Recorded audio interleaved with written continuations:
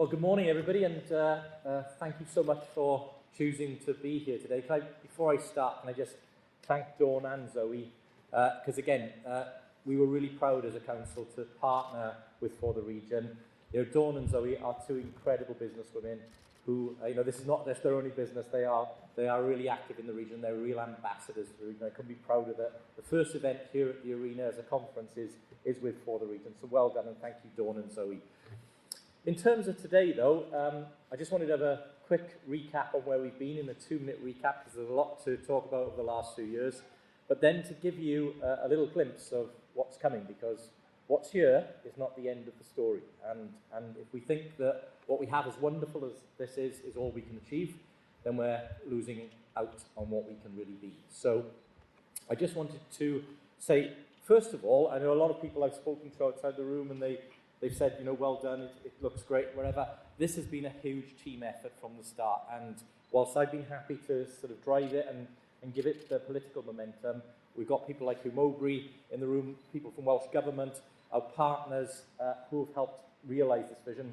And just to say, cast your mind back to February 2020, just before we knew that the lockdown was coming. This was a car park.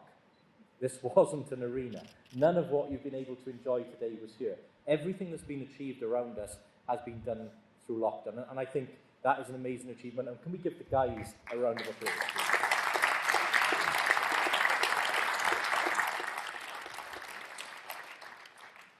So yes, and the last time I was really grateful to be in a room with all of the people, well, some of the people here, was probably, actually, I think, let me think, when did we start this? It was around about October 2014, and I was over in the Marriott Hotel, and we were having a conference, and I'd just become leader, and I was asked questions, so what are you going to do then? What's your plan? All of that, and I was very clear that my aim, background project management, background is big government projects, I certainly wasn't going to raise expectations and ambitions without being able to follow through and deliver them. Because we were known as a city of artists' impressions, we were known as a place that big things didn't happen anymore, and we needed to put that right. We needed to restore confidence, we needed to get people back to believing, actually, things can happen here. And I was down at the City Deal conference a few days ago, and given what we've all been through in the last 2 years and how the world has changed in terms of how we work, well, if you can work from anywhere, if you can be anywhere to do your job, why on earth wouldn't you choose Swansea? I mean, we've got world-class bay, we've got wonderful infrastructure, we've got great environment, and we've got wonderful people. So why wouldn't you choose to be here? And that we've got to back ourselves in that. And just about this development, again, there are a few special decisions, because the vision for the city and the region is about creating something unique and something special. Because we don't want to replicate what others have done, because actually you could go anywhere to see that. So with the arena, this is based on the arena design for Hull, which they delivered for their City of Culture. Now, if you go to Hull, and I don't mean to be dismissive or critical of Hull, when you approach the arena, you see a big grey building with a yellow canopy, which we didn't want to do that. We wanted to create a unique experience. Now, part of that was creating a gateway to cross the road, which turned out to be the Taco Bridge or the Crunchy Bridge. And that's great, because actually people stopped talking about whether that bridge would ever go there, whether the arena would ever go there, and then started to talk about, well, do I like it? Is it the right shade? Is it the right colour? What they're thinking? All of that. So it's great. And I love the fact that the public are now starting to name things themselves, and we've got new landmarks in the city. Again, rather than have a grey skin on the arena, we've put 92,000 LED lights. And if you're lucky enough to have a ticket for Royal Blood on Saturday, that skin is going to be lit like never before. So it's going to be a great Instagrammable moment if you want to come along to that. We could have put another floor car parking on the car park on the surface outside. We didn't. We chose to deliver the first coastal park in Swansea for 100 years. And again, if you haven't had a chance to go around that, it is absolutely fantastic, helping with the green infrastructure. So, it's about making unique choices. So let's dip into, I guess, what's coming then. So the next chapter for us is, what is the next phase of development. So there are a couple of things that you might already know are underway, which are going to come online. So, oops, hang on, the rest of my slides have disappeared on. Maybe you need to just click on it, and then you'll be into your slides. Great. And then you can probably do it. Okay? Lovely. Okay. So, first one, of course, is Castle Gardens. We could ask the guys just to move the computer. That'd be great. Fantastic. So, we released these images a few weeks ago, and again, this shows the designs for the new Castle Gardens, and we'll be building these over the next 12 months or so. It sees, again, a regreening, a return to the history of Castle Gardens, the real special feel. You can see there are play fountains built into the ground. There'll be 3 or 4 cafe units in there, and an opportunity for people to really sit out and enjoy that lovely space. So again, a really important space, and linking, of course, to the new wine street that we've put in place already.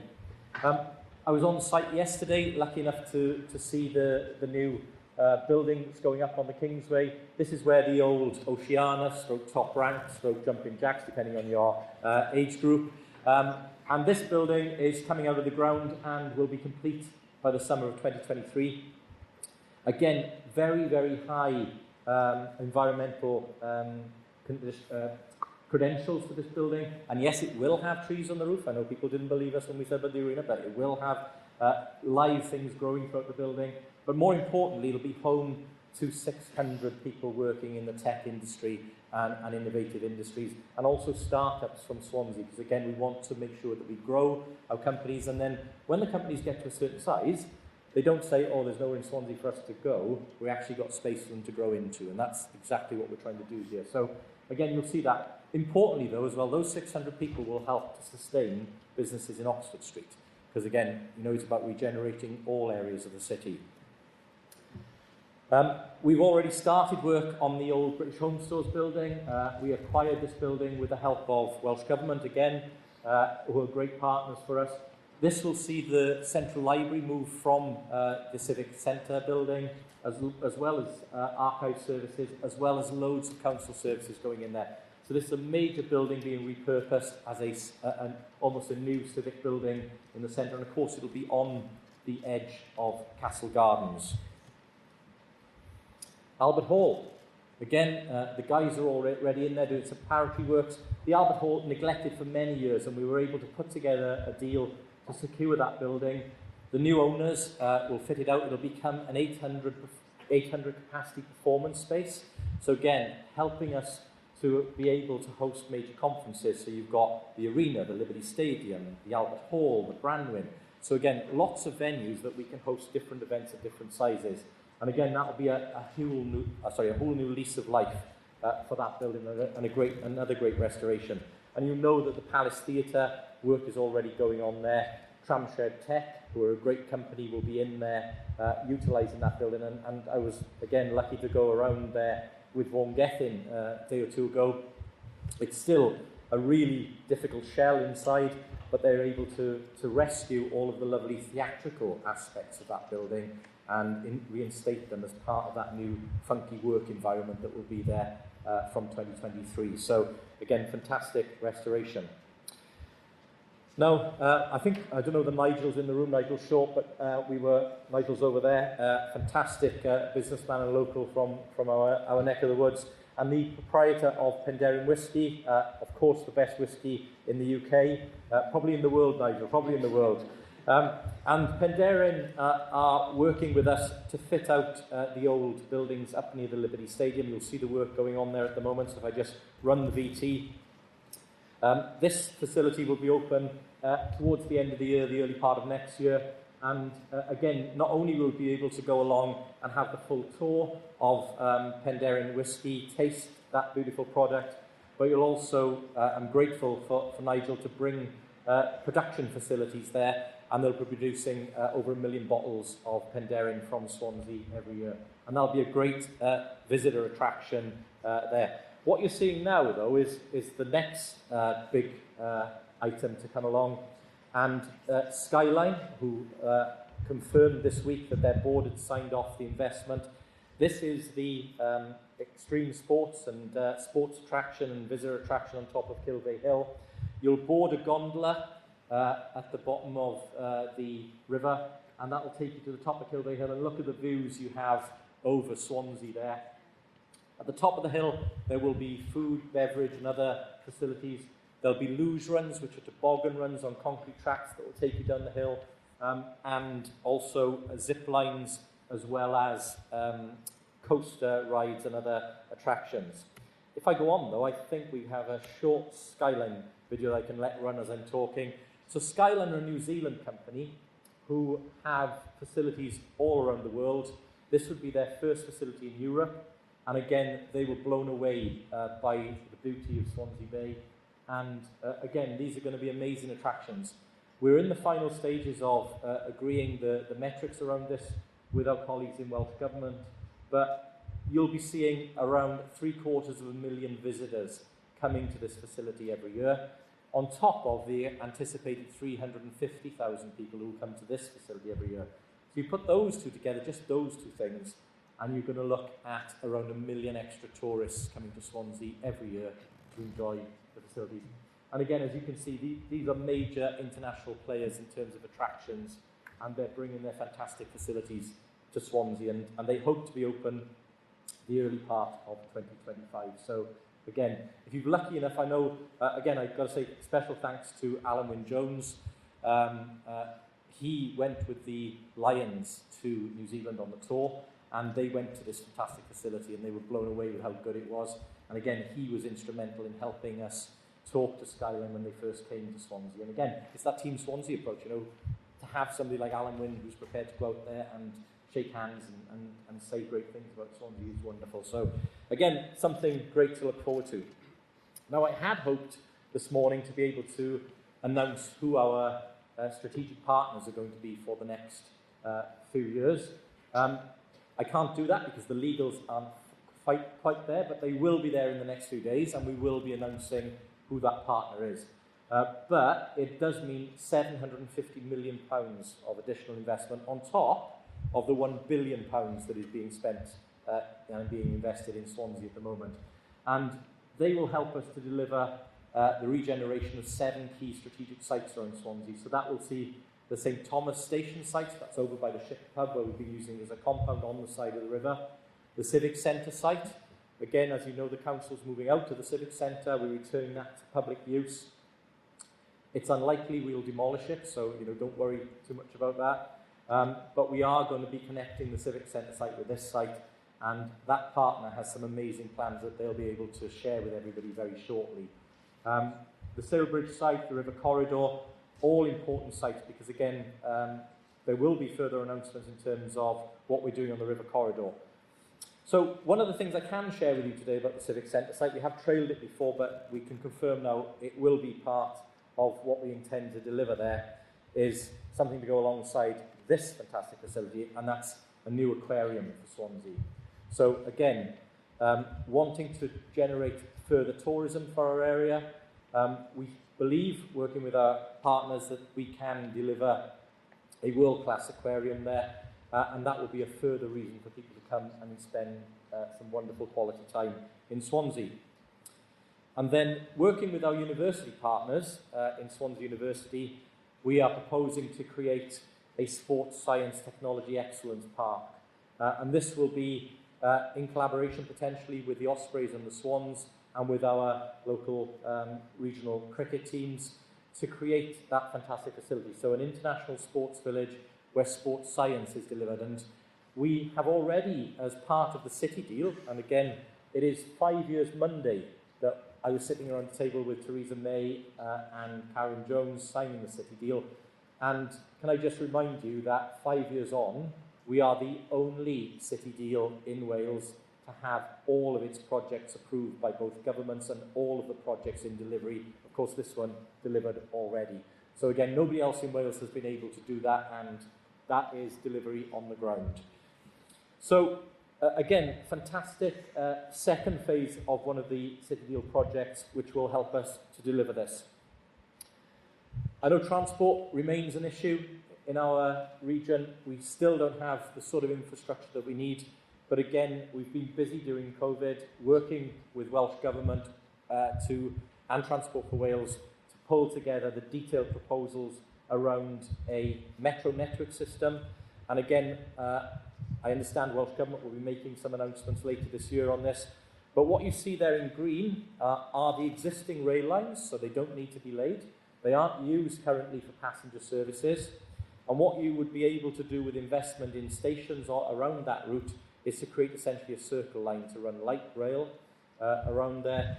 And that would take you up, obviously, over to Neath, back round, down to Pontarddulais, back to Llanelli, through Goward and then back into Swansea. Those services would run regularly. They would be connected to a new fleet of hydrogen buses, because again, we don't want to run dirty vehicles in Swansea. We want to move to new green technologies. And we're working on, through ticketing systems. And of course, if you haven't realised, we've invested extremely heavily in active travel over the last few years.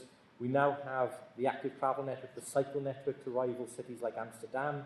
So again, those investments will continue. So if you want to get around Swansea, you hopefully in a few years' time will have the options of really good rail services with really good clean bus services, or if you're fit enough and you fancy it, getting around on your bike as well. So that is obviously key to the future growth, because as we create more facilities, more reasons to visit the city, we've got to have those networks and those transport options there.